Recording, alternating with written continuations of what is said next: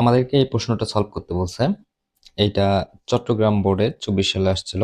তো দেখো এখানে কি বলছে, প্রোটন ও নিউট্রনের প্রকৃত ভর ব্যবহার করে কিউ মৌলটির একটি অণুর ভর নির্ণয় করো।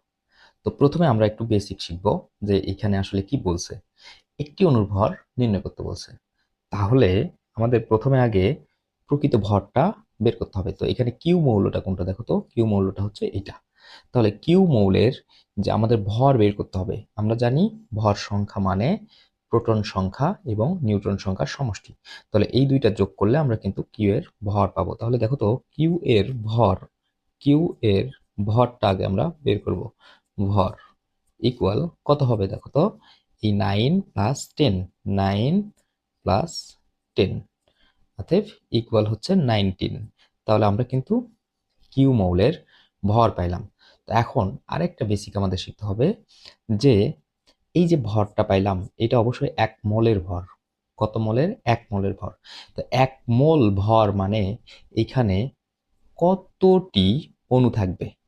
1 মোল মানে কতটি অণু থাকবে?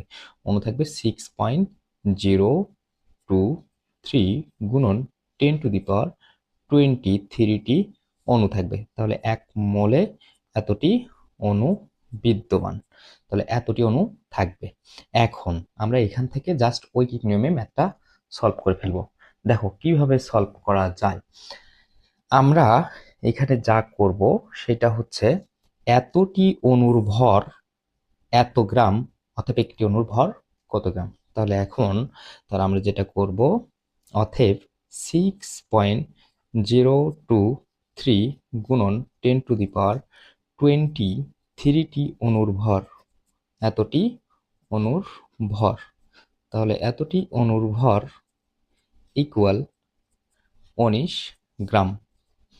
তাহলে অতএব একটি অণুর ভর, তাহলে একটি অণুর ভর ইকুয়াল 19 ডিভাইডেড যে 6.023 গুণন 10⁻23। তাহলে এটাকে যদি আমরা ক্যালকুলেটরে হিসাব করি তাহলে রেজাল্টটা চলে আসবে।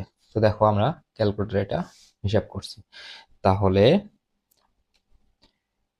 19 ডিভাইডেড এই মানটা আমরা ব্র্যাকেট দেব 6.023 exp 23।